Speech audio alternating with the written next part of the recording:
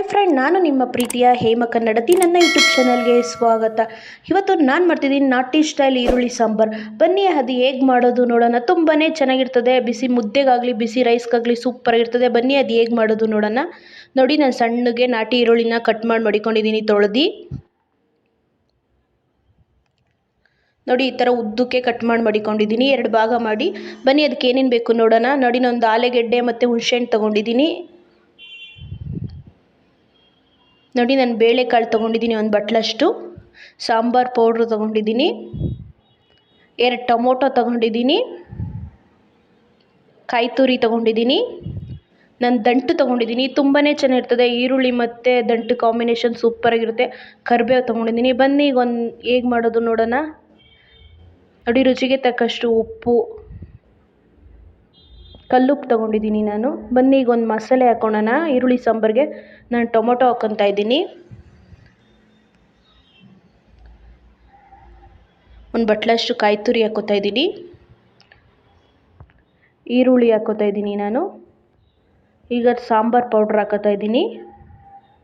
ಈಗ ನುಣ್ಣಗೆ ರುಬ್ಕೊಂಬರೋಣ ಬನ್ನಿ. ನುಣ್ಣಗೆ ರುಬ್ಬಿದಷ್ಟು ತುಂಬಾ ಟೇಸ್ಟಾಗಿರುತ್ತೆ.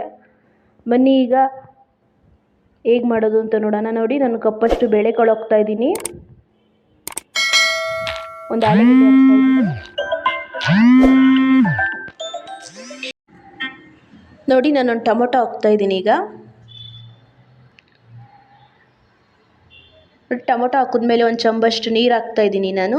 ಈಗ ನುಣ್ಣಗೆ ಬೇಯಿಸ್ಕೊಂಬರೋಣ ಬನ್ನಿ. ನೋಡಿ, ಈ ಥರ ನುಣ್ಣಗೆ ಬೆಂದಿರಬೇಕು. ಬೆಂದಷ್ಟು ಸೂಪರಾಗಿರ್ತದೆ. ಬನ್ನಿ ಈಗ ಹೇಗೆ ಮಾಡೋದು ನೋಡೋಣ. ನೋಡಿ, ನಾನು 1 3 ಸ್ಪೂನಷ್ಟು ಎಣ್ಣೆ ಹಾಕ್ತಾಯಿದ್ದೀನಿ. ಸಾಸಿವೆ ಹಾಕ್ತಾಯಿದ್ದೀನಿ. 1 ಸ್ಪೂನಷ್ಟು ಕರಿಬೇವು ಹಾಕ್ತಾಯಿದ್ದೀನಿ. ಈಗ ನಾಟಿ ಈರುಳ್ಳಿ ಹಾಕ್ತಾಯಿದ್ದೀನಿ ನಾನು. ನಾಟಿ ಈರುಳ್ಳಿ ಕೆಂಪಾಗೋ ತನಕ ಈಗ ಫ್ರೈ ಮಾಡ್ಕೊಳ್ಳೋಣ.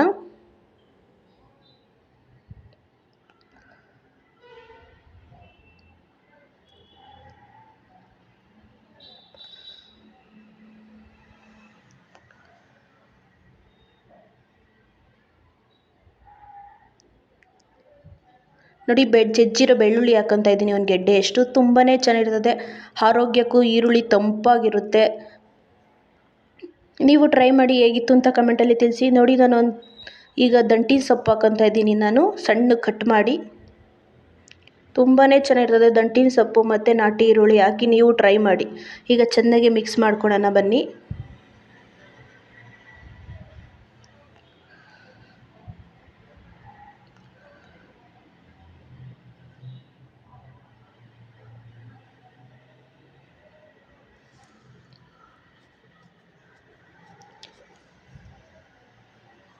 ನೋಡಿ, ಚೆನ್ನಾಗಿ ಮಿಕ್ಸ್ ಆದಮೇಲೆ ಈಗ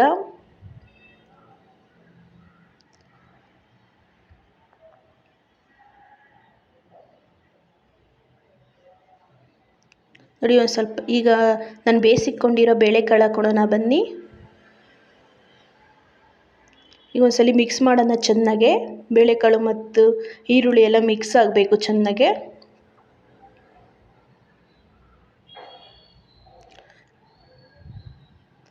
ಬನ್ನಿ ಈಗ ರುಬ್ಕೊಂಬಂದಿರೋ ಮಸಾಲೆ ಹಾಕೋಣ.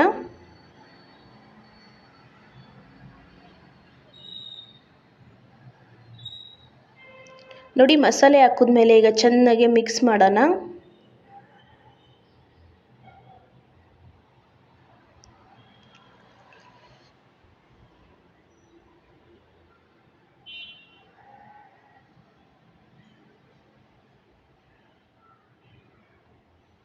ನೋಡಿ, ನಾನು ರುಚಿಗೆ ತಕ್ಕಷ್ಟು ಉಪ್ಪು ಹಾಕ್ತಾಯಿದ್ದೀನಿ.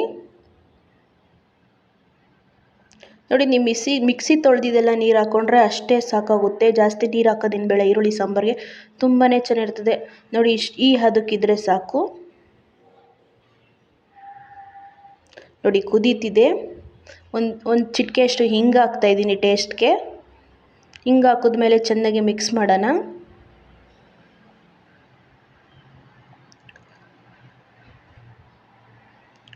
ನೋಡಿ, ನಾನು 1 ಬಟ್ಲಷ್ಟು ಹುಣಸೆಹಣ್ಣು ರಸ ಹಾಕ್ತಾಯಿದ್ದೀನಿ. ಈಗ ನಾನು ಕುದೀತಿದೆಯಲ್ಲ, ಕುದಿಬೇಕಾದ್ರೆ ಹಾಕಬೇಕು. ಮುಂಚೆಗೆ ಹಾಕಿದ್ರೆ ಚೆನ್ನಾಗಿರಲ್ಲ, ಟೇಸ್ಟ್ ಬರೋಲ್ಲ. ಈಗ ಚೆನ್ನಾಗಿ ಮಿಕ್ಸ್ ಮಾಡೋಣ.